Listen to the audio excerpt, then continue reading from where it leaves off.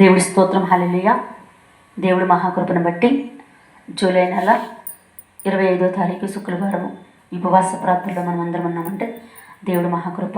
యూట్యూబ్లో చూస్తున్న వారికి అలాగే కలవర మహిమ మందిరంలో ఉన్న వారికి నా హృదయపూర్వక వందనాలు చెల్లిస్తున్నాను. మరి ముఖ్యంగా ప్రవీణ్ అన్న గురించి హైదరాబాద్లో మరి యూట్యూబ్లో వస్తుంది చూడండి, ఎవరైనా చూడవలసిన వారు.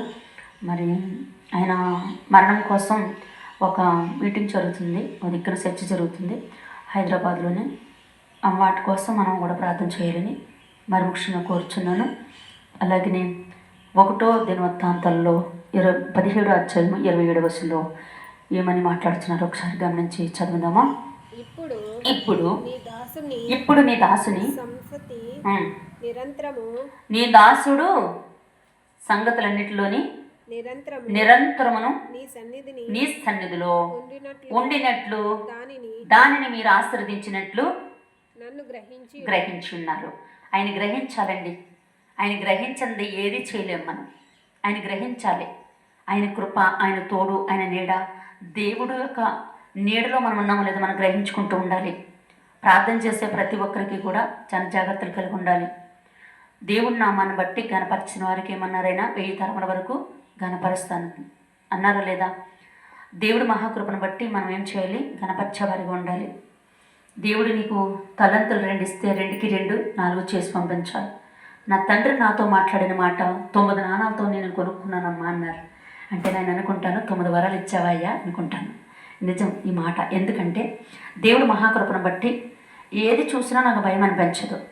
అంటే ఏది అంటే ఏంటి అంటే దురాత్మ అవ్వచ్చు, చీకటి శక్తి అవ్వచ్చు, మంత్రశక్తి అవ్వచ్చు, చేతపడి చెల్లింగ్ అవ్వచ్చు. ఇవన్నీ మీకు ఎలాగా ఏంటి అంటే ఎవరినైనా తీసుకొచ్చినప్పుడు నాకు తెలిసే విషయాలు. భయం ఉండదు అంటే దేవుడు కేవలంగా ఆయన మహాకృప మన పైన ఉందో లేదో చెక్ చేసుకుంటూ ఉండాలి. అందుకనే ప్రభా నా తండ్రి నేను ఏదైనా తప్పుపోతున్నాను అని అడగాలి. ప్రతి విషయాన్ని మనకి దేవుడిని అడగాలి. ఇదిగో మనకు 1 కొరింథీలో తీయొద్దు కానీ ఒక మాట ఉంటుంది. ఏమని ఉంటుంది? బలిపీఠం దగ్గర నుంచి ఒక దూత ఏం చేస్తాడైనా ఆ నిప్పిని కాళ్ళతో పట్టుకుని చేతితో పట్టుకుని పెదాలు కంటించు అంటే మన పెదాలు చాలా జాగ్రత్తగా ఉండాలన్నారు. కోపం ఉండండి, పాపం చేయకుండా మనం ఏ పని చేస్తున్నా ఏం పర్వాలే. అలాగనే దేవుడు మహాకృపను బట్టి మనకు మెండిగా ఆశీర్వదించబడ్డాడు అంటే మనకి జరిగే క్రియలు కానీ జరిగే విషయాలు కానీ ప్రతిదీ జరుగుతున్నాయి అంటే దేవుడి కృప. అలాగనే సాతాను కూడా కొన్ని విషయాలు తెలియపరుస్తూ ఉంటుంది. జాగ్రత్తలు తీసుకుని 1కి 10 సార్లు చెక్ చేసుకుంటూ ఉండాలి. ప్రార్థనలో మనం ఏకీపించడం మౌనంగా కూర్చుంటే బాగా కనిపిస్తాయి. నేను మౌనంగా ఇంట్లోకి వెళ్ళిపోయి మౌనంగా కూర్చుంటాను. అలాంటి సమయంలో నాకు అలా మౌనంగా ఉన్నప్పుడు సినిమా తెర మీదకి వచ్చినట్టు వస్తూ ఉంటాయి ప్రతి విషయాన్ని. ఈ మాట మీకు ఎందుకు చెప్తున్నానంటే ముందు ఆయన దయ మనకు ఉండాలి, ఆయన ఆశ్రితాలు మనకు ఉండాలి. నీ దాసుని నైనా నాలో ఏదన్నా తప్పు పొరపాటు ఉంటుంది అని నన్ను నడిపించు ప్రభు అని బతిమాలుకోవాలి ఆయన దగ్గర. అప్పుడే ఆయన మనకి ఏం చేస్తాడు? ఇంకా తలంతులు మనకి ఇచ్చి నడిపించుకుంటాడు. ఎవరండి ఆపేయడానికి? ఎవరండి దాన్ని లేదు అనే స్త్రీలు చేయకూడదు, స్త్రీలు అలాగని ఏమైనా అది చేసినా ఆగేది లేదు. ఎందుకు తెలుసా? నేను 2012 నుంచి నా సేవలో నేను చూస్తున్నాను. అంటే ఈ స్త్రీలు అనే మాటకు చెప్తే దేవుడు చాలా ఇష్టమైన వారు మనం. ఈ శుక్రవారం మీరందరూ ప్రార్థన చేసిన ప్రార్థన వ్యర్థము అవ్వదు. దేశం కోసం చేస్తారు, రాష్ట్రం కోసం చేస్తారు, పిల్లల కోసం, ఉద్యోగాల కోసం. ఎవరి కోసం చేస్తున్నారు? మన చర్చిలో వారి కోసమైనా కాదు, దేశంలో ఉన్న ప్రతి ఒక్కరి కోసం మన భారం ఇచ్చాడు దేవుడు. ఆ భారం ఇచ్చాడు. రెండోది చక్కగా మాట్లాడడానికి మనకు శక్తినిచ్చాడు. ముందు ఆయన శక్తి ఉందో లేదో చూసుకోవాలి. ఇంకొక మాట ఉంటుంది చూడాలి అక్కడ. యెహోవా నీవు ఆశీర్వదించిన ఎడల అది ఎన్నటికి ఎవరును ఆశీర్వదించబడింది అంటే ఎవరు ఎన్నటికీ తీసుకోలేరు అంటే ఈ మాటకి అర్థం ఏంటో తెలుసా? నువ్వు ఎలా ఉన్నావో ముందు చెక్ చేసుకోవాలి. ఆశీర్వదించడం అనే మాట నువ్వు ఎలా ఉన్నావో చెక్ చేసుకోవాలి. దేవుడిని నేను అడిగాను, అయ్యా నేను ఈ సేవలోనైనా ముందుకు చదువుతున్నాను, నీకు తాట్ర మొక్కలు నాటమన్నావు కదయ్యా. అయ్యా నేను అన్ని నాటిని అన్నీ కలిపి 40 మొక్కలు లేవయ్యా, 40 మొక్కలు ఉన్నాయ్యా. అయ్యా మరి నాకు ఏంటి ప్రభా అని నేను ప్రయాసపడుతూ ఉంటాను.